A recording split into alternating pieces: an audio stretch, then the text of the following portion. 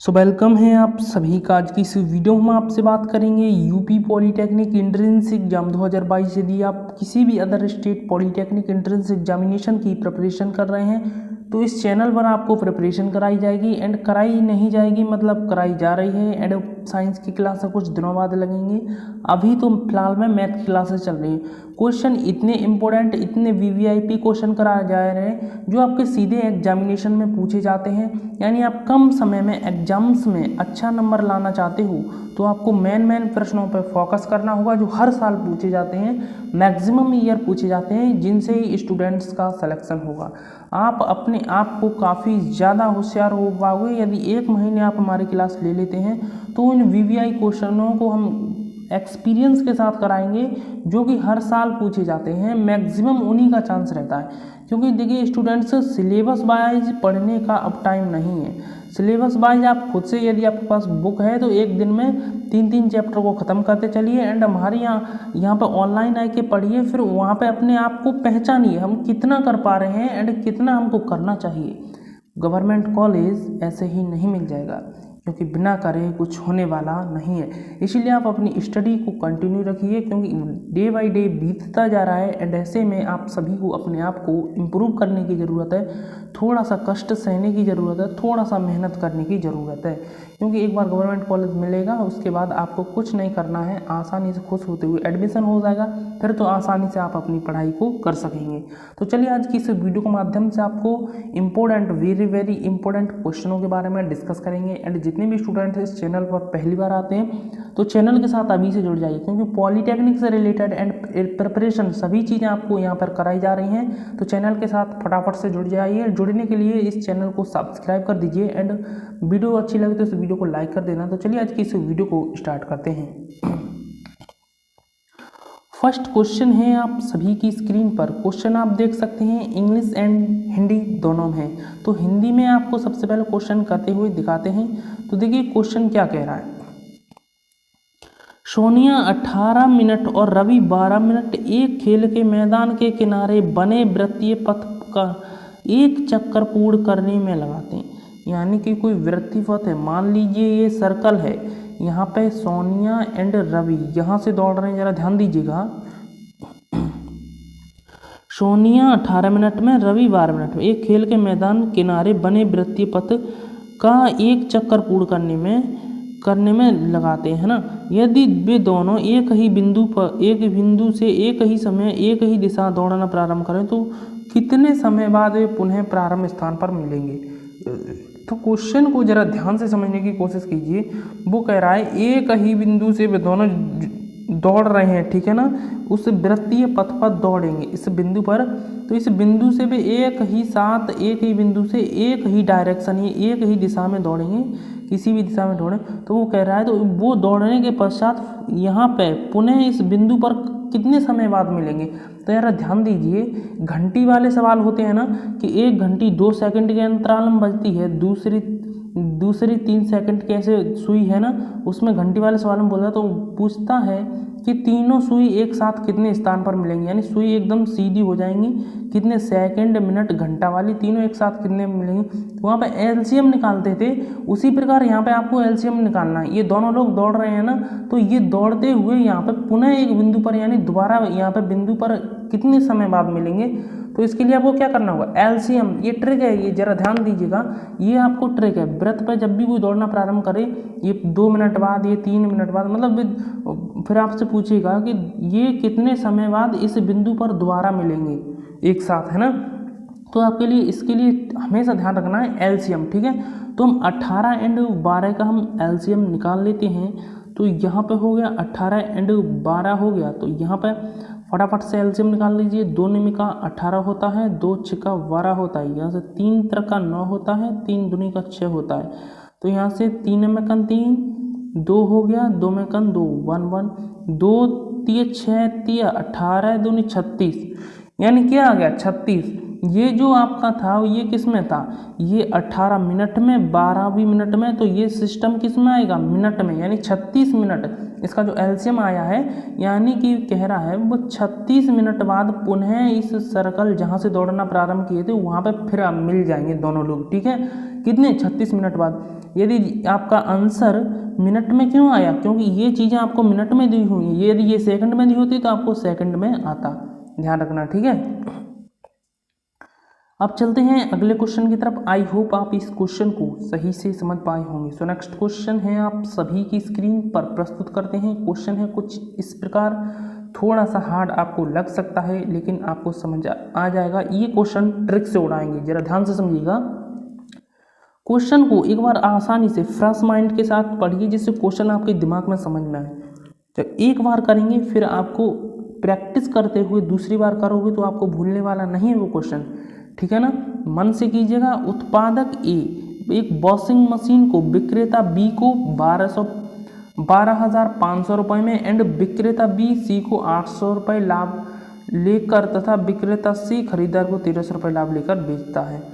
यदि बेट की दर 8% हो तो खरीदार मशीन खरीदने के लिए भुगतान करेगा। आपने कहा क्वेश्चन पढ़ा, अरे कुछ समझ में ही नहीं आया क्या क्वेश्चन है, लेकिन नहीं समझ में आएगा। देखो अभी जरा ध्यान दीजिएगा। ये क्या कह रहा है, उत्पादक ए, मान लीजिए कोई ए व्यक्ति है, वो विक्रेता बी को, ये बी व्यक्ति है एंड ये है सी व्यक्ति, है ना, ये सी व्यक्ति है और ये है कोई खरीदार, ठीक है, खरीदार लास्ट में कोई डी मान लीजिए।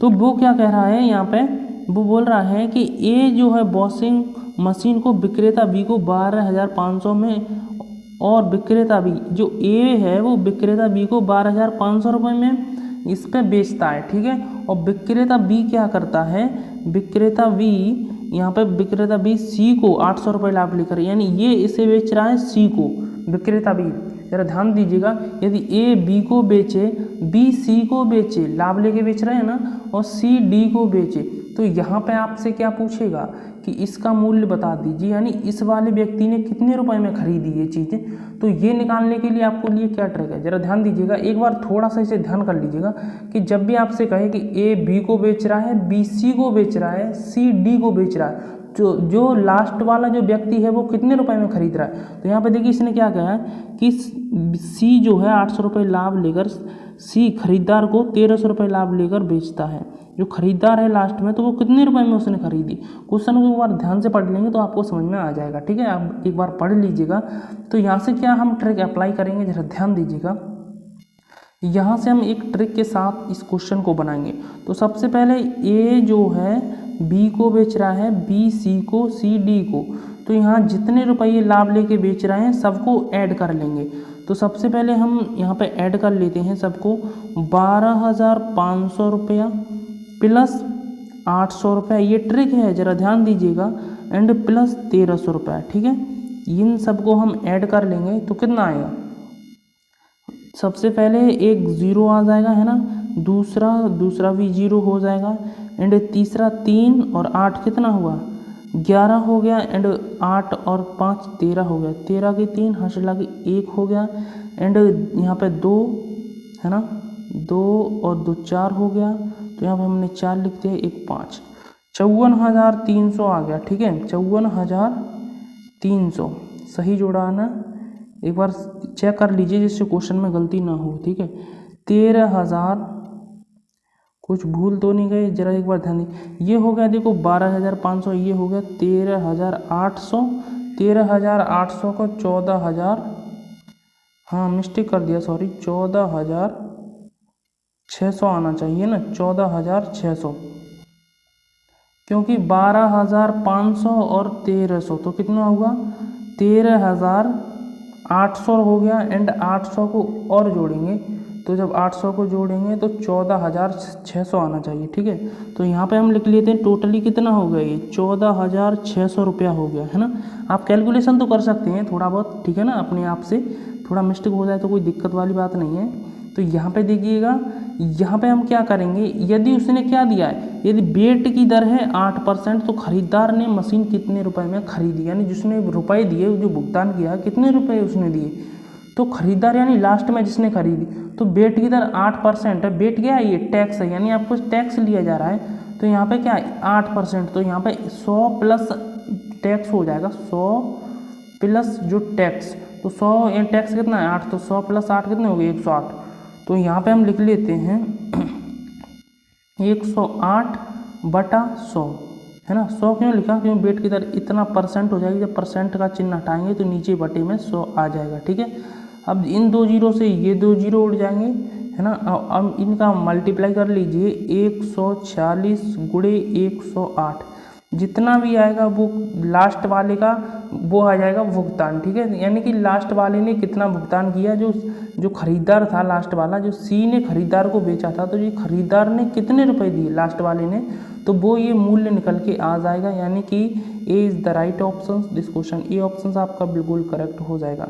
आई होप आप इस क्वेश्चन को समझ पाए होंगे ट्रिक के माध्यम से। यदि आप बेसिक मेथड से करते लॉन्ग मेथड से तो पता नहीं ये कितना लंबा सवाल हो जाता। एंड हमने आपको ट्रिक से बताया, थोड़ा बहुत आप ध्यान रख सकते हैं। ए बी को बेचे, बी सी को, सी डी को, तो लास्ट वाला जो व्यक्ति है वो कितने रुपए भुगतान करेगा, वो कैसे निकालते हैं आप सभी समझ चुके होंगे। तो नेक्स्ट क्वेश्चन है आप सभी की स्क्रीन पर, फटाफट से प्रस्तुत करते हैं। क्वेश्चन क्या है जरा एक बार ध्यान से पढ़िएगा। क्वेश्चन देखिए, log base 2 log base 2 log base 2 ये ब्रैकेट के अंदर बंद है, तो इसका आपको वैल्यू बताना है। एंड इस क्वेश्चन को किस प्रकार करना है एक बार सही से समझ लीजिए। तो हम यहाँ पर लिख लेते हैं log बेस 2 log फिर से बेस 2, है ना, फिर यहाँ पे log बेस 2, है ना, log बेस 2। 16 को हम क्या लिख सकते हैं, आप ही बताइए ना। 2 की पावर 2 दूनी 4 दूनी 8 दूनी 2 की पावर 4 लिख सकते हैं ना, बिल्कुल लिख सकते हैं। अब देखिए यहाँ से हम क्या करने वाले हैं, यहाँ से हम क्या करेंगे इसमें, देखिए log बेस 2 फिर से log बेस 2। अब यहाँ पे ये पावर आगे आ जाएगी, क्योंकि log m की पावर n जो होता है वो इक्वल टू होता है n log m होता है, तो पावर यहाँ पे आगे आ जाएगी 4 log बेस 2 एंड ये वाला 2 यहीं पे रह जाएगा।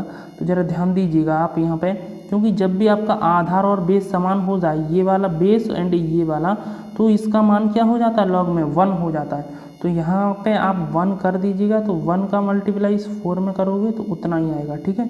इसी प्रकार आपका इतना सिस्टम बचा। तो इसी प्रकार इसको 2 की पावर 2 के रूप में लिख सकते हैं ना हम इसे, तो 2 की पावर 2 के रूप में लिख लीजिए इसे 4 को 2। अब ये बन गया log m की पावर n, तो ये घात आगे आ जाएगी, तो ये इतना सिस्टम बचेगा। यानी कि log बेस 2 आधार भी 2, तो इसका मान भी 1 हो जाएगा। तो यहाँ पे ज़रा ध्यान दीजिए, घात आगे आएगी तो यानी यहाँ पे आ जाएगी, ठीक है।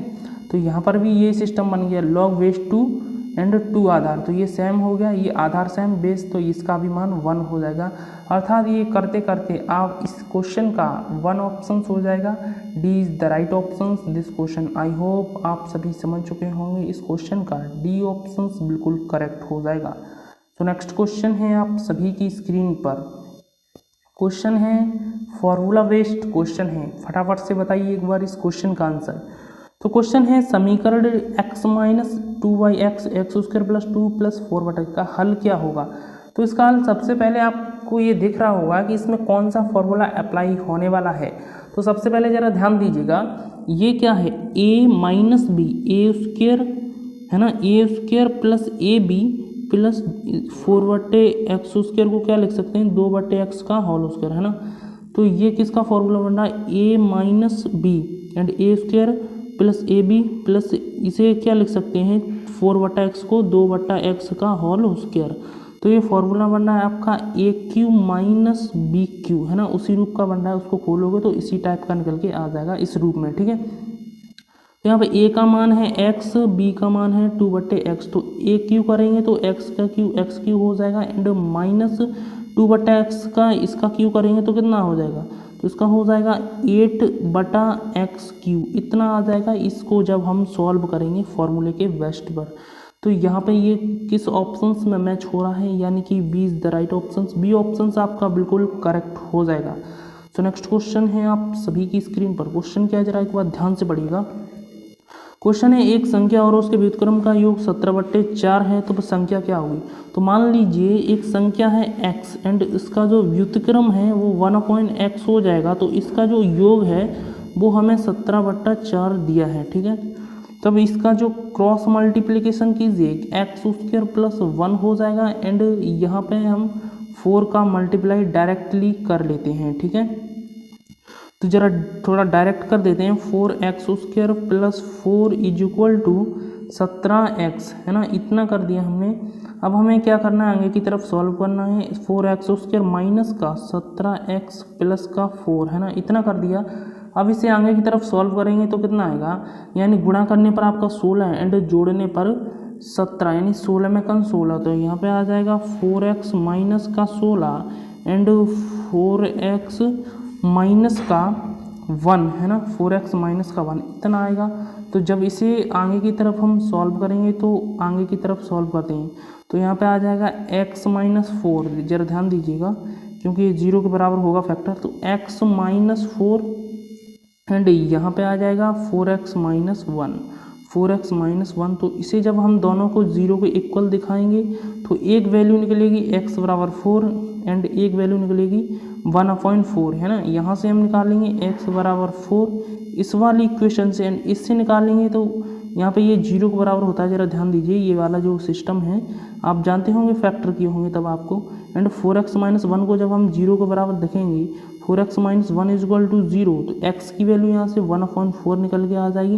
यानी x की दो वैल्यू आ रही है, एक 4 आ रही है एंड एक 1/4।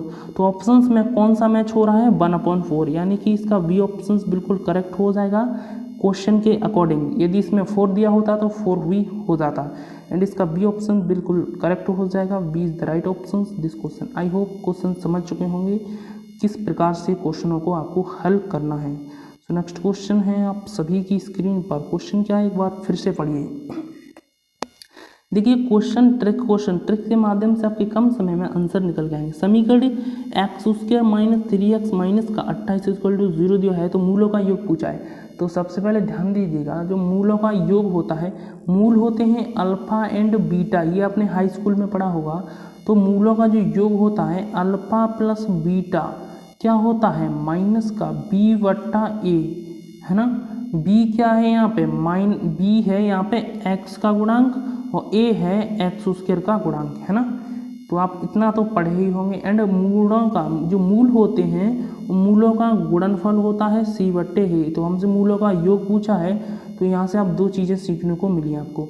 तो योग माइनस b/a यानी ये x का गुणांक बट्टे x² का गुणांक। तो इसमें x का गुणांक क्या है, जरा ध्यान दीजिएगा, इसमें x का गुणांक है -3, है ना।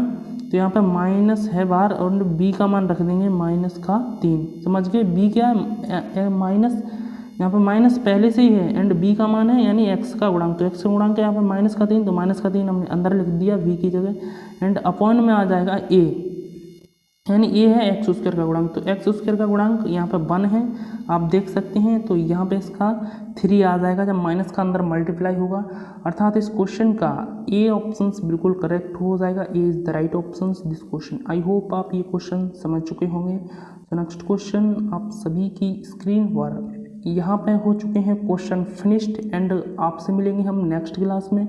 यदि आपका कोई भी डाउट्स हो तो कमेंट्स करके पूछ सकते हैं। क्वेश्चन हो गए सभी फिनिश एंड मिलेंगे हम आपसे नेक्स्ट वीडियो में। तब तक के लिए tata bye bye, take care. Channel पर फर्स्ट टाइम विजिट किया हो तो चैनल को एक बार सब्सक्राइब करते हुए जरूर जाना।